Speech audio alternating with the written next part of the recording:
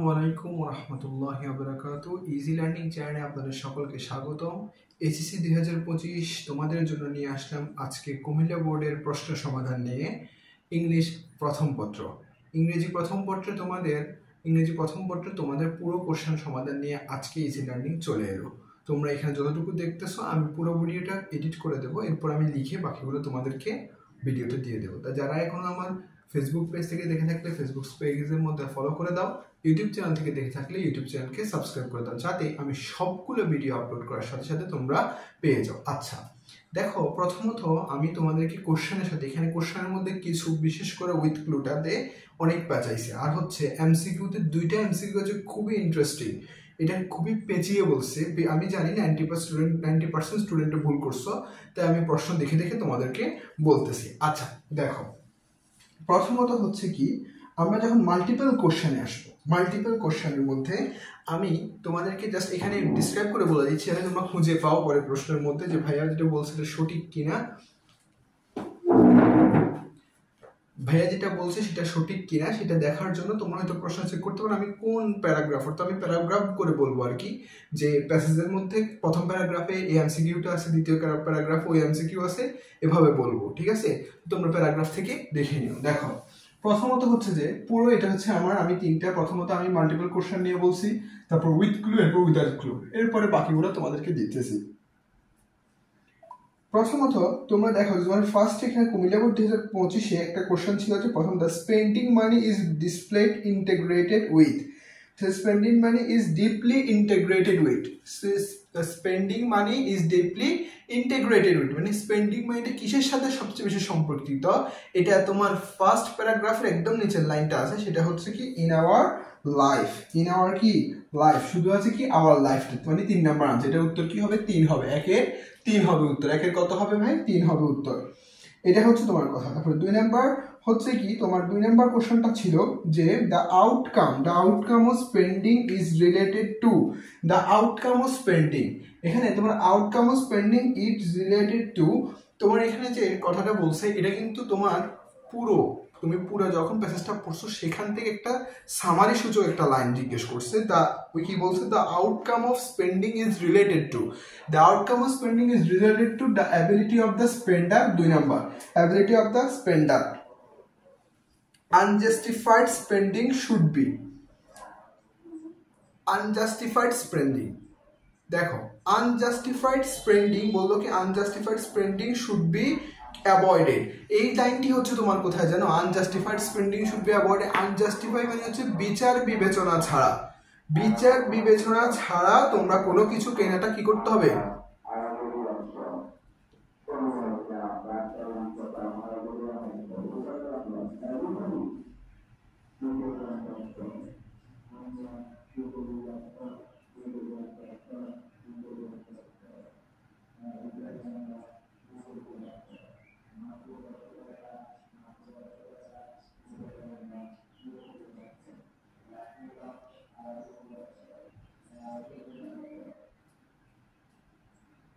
দেখো তোমার 3 নাম্বারটা ছিল আনজাস্টিফাইড স্পেন্ডিং। কি ছিল?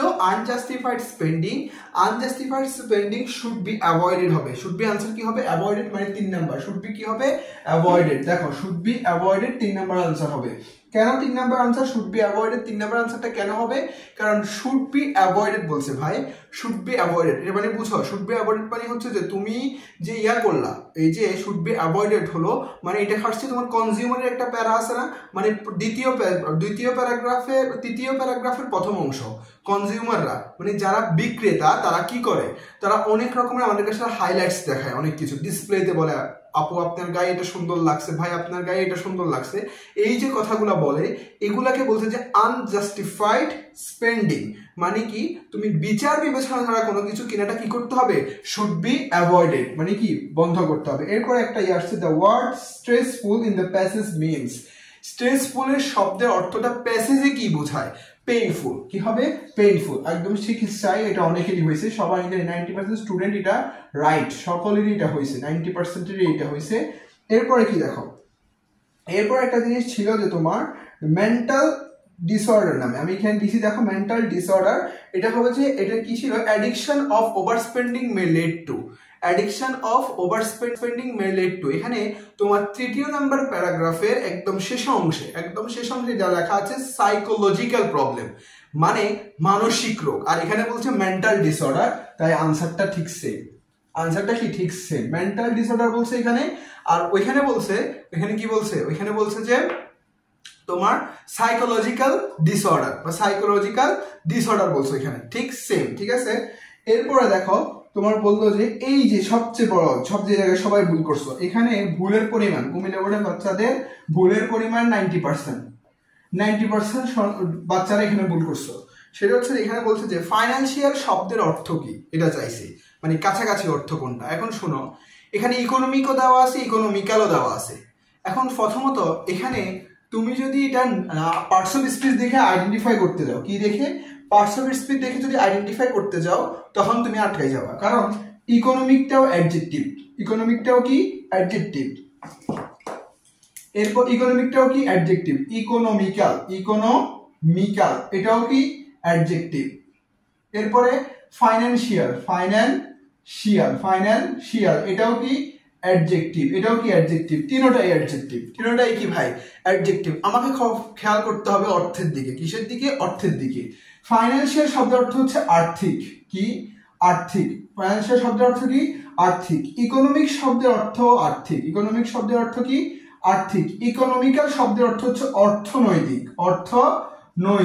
দেখো তিনটাই সেম, কিন্তু তোমাকে ফাইন্যান্সিয়াল অ্যাডজেক্টিভ, ইকোনমিক্যাল অ্যাডজেক্টিভ, কিন্তু ইকোনমিক্যাল শব্দের অর্থ হচ্ছে অর্থনৈতিক, আর ইকোনমিক শব্দ হচ্ছে আর্থিক, ইকোনমিক শব্দের অর্থ আর্থিক। তাই অর্থের দিকে খেয়াল করে এটা আনসার হবে ইকোনমিক। এটা আনসার কি হবে, ফাইন্যান্সিয়াল অর্থ আর্থিক, ইকোনমিক অর্থ আর্থিক, কিন্তু ইকোনমিক্যাল অর্থ অর্থনৈতিক। মানে তুমি একটা বোঝাচ্ছে অর্থ আর একটা বোঝাচ্ছে অর্থনৈতিক, মানে একটা শাস্ত্রে চলে গেছে, তাই জিনিসটা একটু কিন্তু ভিন্ন। দেখো ইকোনমিক্যাল হচ্ছে অর্থনৈতিক, ফাইন্যান্সিয়ালটা হচ্ছে আর্থিক, ইকোনমিকটা আর্থিক। আমরা এখানে অর্থের দিক থেকে বেশি করে এটা আনসার হবে ইকোনমিক। যারা ইকোনমিক্যাল দিছো তাদের সকলের কিন্তু ভুল হয়েছে, আমি আবারও বলতেছি, যারা ইকোনমিক্যাল দিছো সকলের ভুল হয়েছে। আমি জানি বেশিরভাগ বাচ্চারা ফাইন্যান্সিয়াল দেখছো দেখে ইকোনমিক্যাল দিছে। ভাই তোমাকে টিচার আটকানোর জন্য দিছে, এটা বুঝতে হবে। টিচার এখানে তোমাকে আটকানোর জন্য দিছে, এটা এসএসসি না যে আমি মিলে গেছে আনসার বসাই দিলাম হয়ে যাবে। ইকোনমিক হবে, কি হবে আনসার ইকোনমিক। ইকোনমিক্যাল কেন হয় নাই, দুইটাই ফাইন্যান্সিয়াল অ্যাডজেক্টিভ, ইকোনমিক্যাল অ্যাডজেক্টিভ, কিন্তু ইকোনমিক্যাল শব্দের অর্থ কি অর্থনৈতিক, আর ইকোনমিক শব্দের অর্থ আর্থিক, আর ফাইন্যান্সিয়াল শব্দের অর্থ আর্থিক। তাহলে প্রশ্নে আমাকে কোনটা চাইছে, ফাইন্যান্সিয়াল, যার শব্দের অর্থ কি আর্থিক। তাহলে ইকোনমিক শব্দের অর্থ কি আর্থিক, তাহলে এটা আনসার হবে 3। বেশিরভাগ চাপ দেখাইছো, এটা কিন্তু ভুল, এটা খুবই ইম্পর্টেন্ট প্রশ্ন। 90% স্টুডেন্টরা কিন্তু এটা ভুল করে আসছে। এরপর ছিল the manner of displaying consumer goods is, the manner of displaying consumer goods.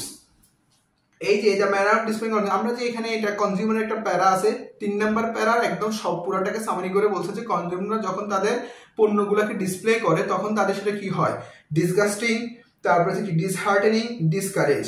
মানে ডিসকারেজ কি কোনো উৎসাহ নাই, ডিসগাস্টিং খুবই বিরক্তিকর, ডিসহার্টেনিং দেখতে সুন্দর না, এরকম কিছুই হয় না, সবই অ্যালিউরিং, খুবই চমৎকার, খুবই কি লাগে সুন্দর লাগে। তাই এটা আনসার কি হবে অ্যালিউরিং, এটা হয়েছে সবার। এরপরে এসে আমার কোশ্চেনটা দেখো, এটা সহজ। বললো যে আমাকে the according to the word glossy mentioned in the passage refer to, glossy শব্দের অর্থ কি শাইনি, কি হবে ভাই শাইনি। গ্লোসি শব্দের অর্থ কি ভাই শাইনি, গ্লোসি শব্দের অর্থ হচ্ছে শাইনি, গ্লোসি শাইনি হবে, লাইট হবে না। লাইট অর্থ আলোকিত, শাইনি হচ্ছে চকচকে, গ্লোসি শব্দের অর্থ চকচকে। কি হবে তাহলে উত্তর শাইনি হবে, লাইট হবে না। লাইট মানে হচ্ছে আলোকিত, কিন্তু গ্লসি শব্দের অর্থ হচ্ছে চমৎকার, চকচকে।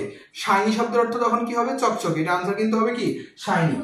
ওকে, এরপরে দেখো আমি এখান দিয়ে লিখছি ভাই, এটা হচ্ছে আই নাম্বারটা। দেখো আই নাম্বারটা বললো যে অ্যাকর্ডিং টু দ্য প্যাসেজ থেকে দেখলাম using credit card is, credit card কোথায় ইউজ করা উচিত, কিসে দেখলাম আমি অ্যাকর্ডিং টু দ্য প্যাসেজের মধ্যে। এখন এখানে কি আমি আগে এটা বলছে যে মানুষজন কোথায় ইউজ করে তা বলে না, বলছে কি হিসাবে ক্রেডিট কার্ডে ইউজ করা হয়, লোন হিসাবে। কি হিসাবে ইউজ করা হয় ভাই লোন, কি হিসাবে লোন, এটা লেখা আছে একদম শেষ প্যারাতে, একদম শেষে।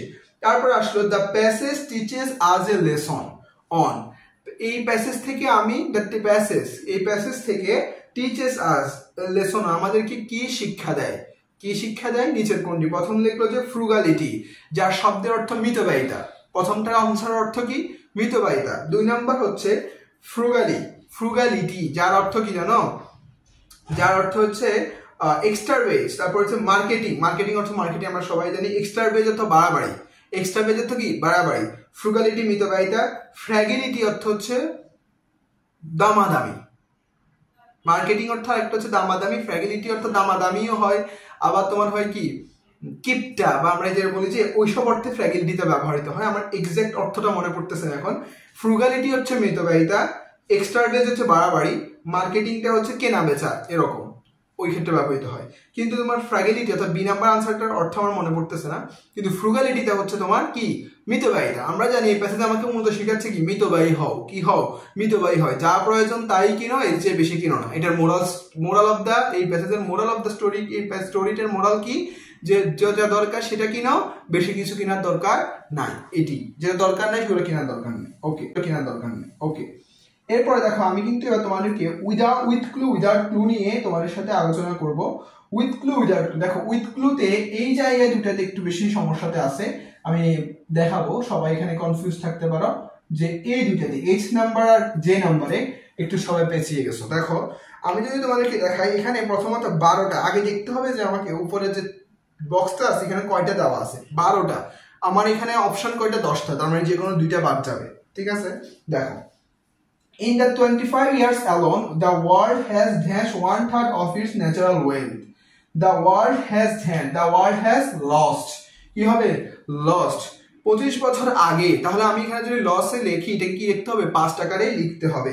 Of its natural wealth. According to the International Conservation Organization, World Wildlife Fund, the Earth's forest, wetlands, তারপরে কি ছিল? What seas and coast are in the worst state today than they are before. মানে কি আগে যা ছিল সবগুলো কি হয়ে গেছে? এখন ধ্বংসের মুখোমুখি। তারপরে হচ্ছে forests are being cut indiscriminately. তারপরে দেখো তোমরা যারা স্ক্রিনশট নিতে পারো, forests are being cut is moreover they are being burned recklessly in the or resulting is an increasing in carbon dioxide and ultimately in the water level rising as a dash of global warming. As a consequence of global warming, it is imperative that, দেখো it is anticipated that, এখানে is লেখা আছে, যদি না থাকতো আমি লেখার সময় is লিখেছিলাম। It is anticipated that the new century will face an overwhelming environmental, মানে TL হবে, এখানে কি হবে? TL, আর এখানে anticipated, এখানে খেয়াল করতে হবে। এরপরে দেখো it is therefore imperative to check the gas pollution, to check the down pollution of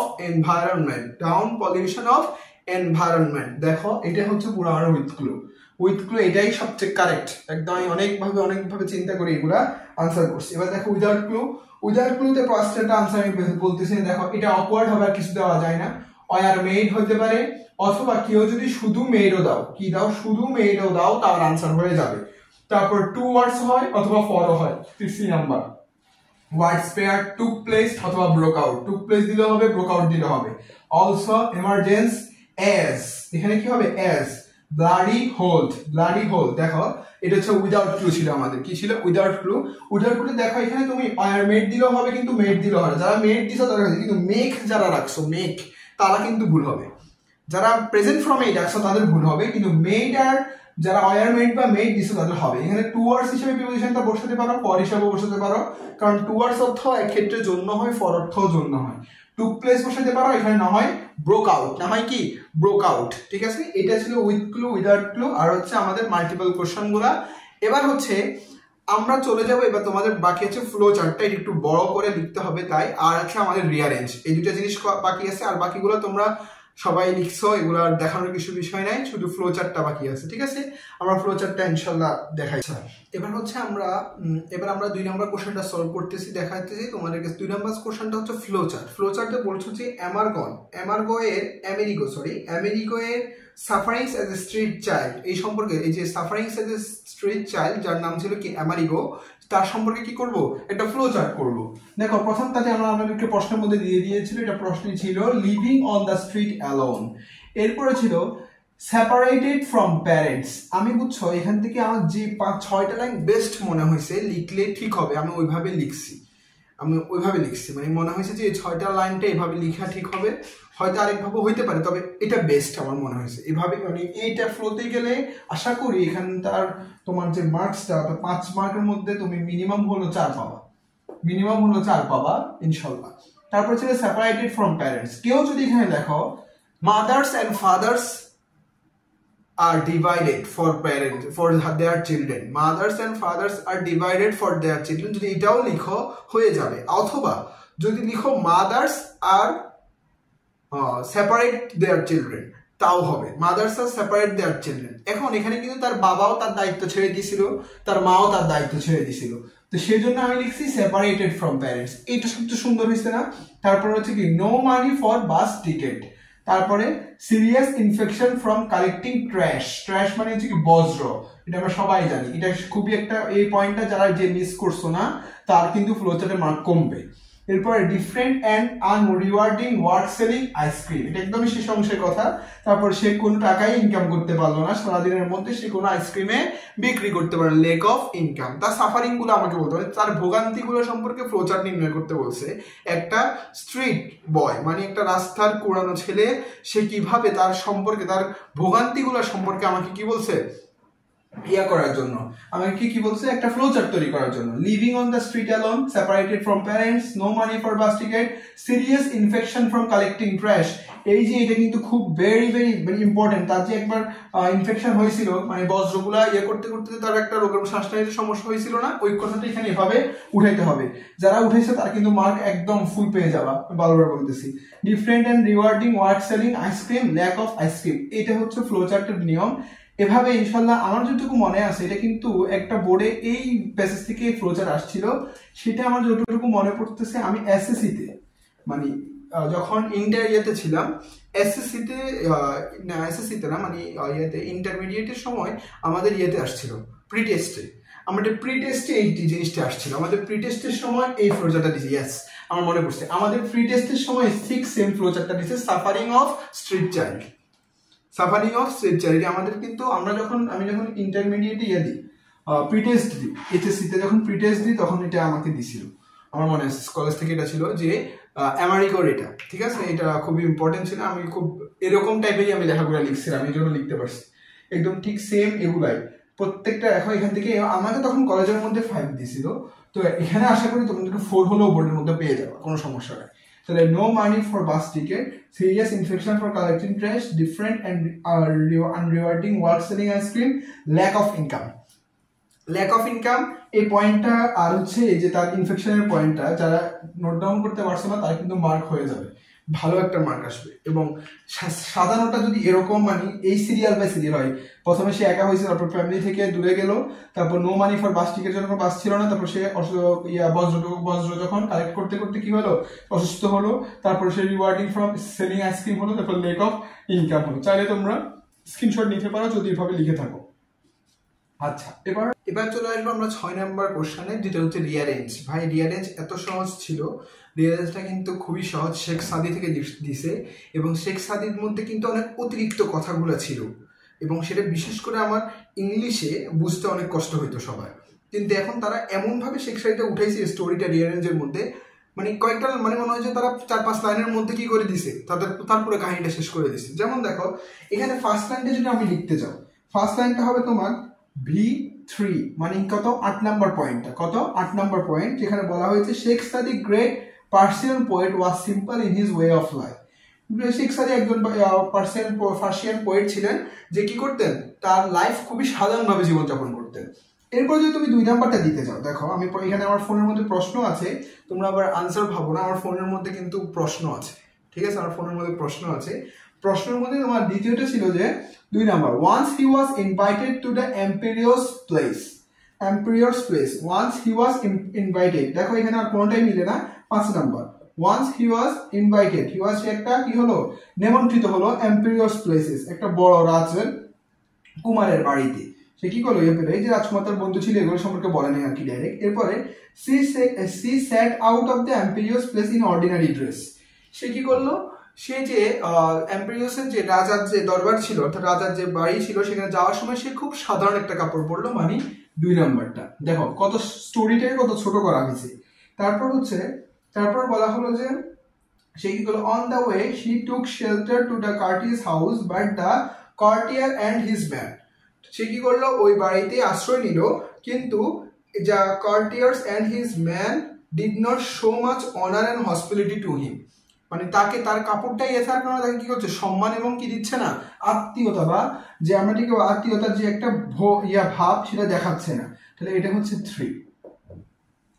তারপরে ছিল on this way back home. তারপরে সে কি করলো, অন দিস ওয়ে সে যখন বাসায় ফিরে আসলো, on this way back home সারি again took shelter in the same courtier's house putting on a gorgeous dress. সে কি করলো, আবার ওই বাড়িতে গেল, রাজদরবারের বাড়িতে গেল, খুবই দামি এবং খুব সুন্দর একটি কাপড় পরে। তার মানে 5 নাম্বারটা হবে কি, আমার 5 নাম্বারটা হবে VI। এরপরে দেখো তারপরটি হচ্ছে কি আমার, এরপরে যখন কার্টিয়াস হয়ে যাওয়ার পরে the courtiers received him cordially, the courtier received him cordially and entertained him with rich and delicious food. তাকে কি করলো, খুবই দামি এবং সুস্বাদু খাবার নিয়ে তাকে কি করলো, এন্টারটেইন করলো, মানে তাকে পুরা মানে কি করলো, তাকে আত্মীয়তা দেখাচ্ছে। এখন সে কি করলো, আত্মীয়তা দেখাচ্ছে, এন্টারটেইন, তাকে কি করছে, আবেগ করে নিচ্ছে, তাদেরকে নিজের মানে লেভেলের মনে করতেছে আর কি, যেটা আমরা মনে করি সেই জিনিসটা। তাহলে 6 নাম্বারটা হবে কি V2। এরপরে দেখো তারপর এবার কি করলো সাদি, এবার কি করলো দেখো, সে তার পকেটের মধ্যে ঢুকাবে না, পকেটের মধ্যে সবগুলো ঢুকাছে, এখানে লেখা আছে। তারপর সেটা পকেটের মধ্যে ঢুকালো, তার আমরা 6 নাম্বার গেল না, 6 নাম্বার গেল। এবার তো 7 নাম্বার। নাও সাদি began to put his foods in his pocket of the dress. কি করলো, তার পকেটের মধ্যে, দেখছো আমি বলছি মুখে মুখে পাই গেলাম পরে খুঁজতে খুঁজতে, তার পকেটের মধ্যে কি করতেছে, তার পকেটের মধ্যে সেই খাবারগুলোকে করতেছে, পকেটের মধ্যে সেই খাবারগুলোকে কি করতেছে, রাখতেছে। দেখছো পকেটের মধ্যে খাবারগুলোকে রাখতেছে। এরপরে সে বলে উঠবে, এখন দেখো রাখতেছে, রাখার পরে সে বলে উঠলো, এখন তারা বলবে যে being surprised the courtiers asked,